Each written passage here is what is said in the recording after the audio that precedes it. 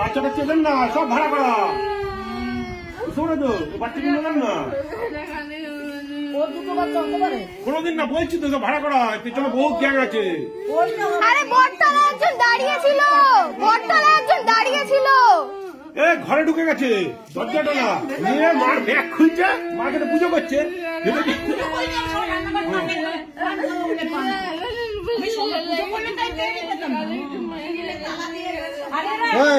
ঘরে ঢুকেছিল কেন? হ্যাঁ, ঘরের ভেতরে ঢুকে আওয়াজ দেবা? বটতলায় আবার একজন দাঁড়িয়ে ছিল, সে না, ঘরের ভেতরে ঢুকে কেউ আওয়াজ দেয়? ফ্ল্যাট থেকে দেখতে গেছিল। কি থেকে? এটা কোন দিক দিয়ে ফ্ল্যাট মনে হচ্ছে? তুমি এটা বাইরে থেকে ডাকোনি কেন? তোমার যদি কাউকে ডাকা হয়? ভুলে গেছে। ব্যাগে হাত দিয়েছিল? হ্যাঁ, ব্যাগ খুলেছে।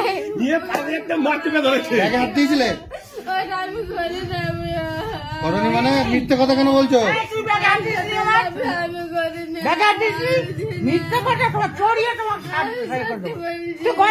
থানায় ফোন কর, থানায় ফোন কর।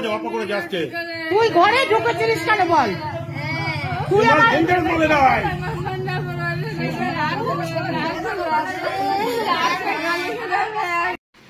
এক মহিলা 2 বাচ্চা সহ আমাদের বাড়িতে ঢুকে পড়ে। ঢুকে মায়ের ঘরে টিভির পাশে ব্যাগ নিয়ে টাকা বার করার চেষ্টা করে। তখন হাতে নাতে আমার মা তাকে ধরে ফেলে।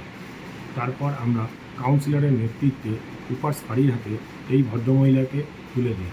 সমগ্র রানাঘাটবাসীকে এই মহিলার ছবি প্রকাশ করে সবাইকে সজাগ থাকার জন্য অনুরোধ জানাচ্ছি।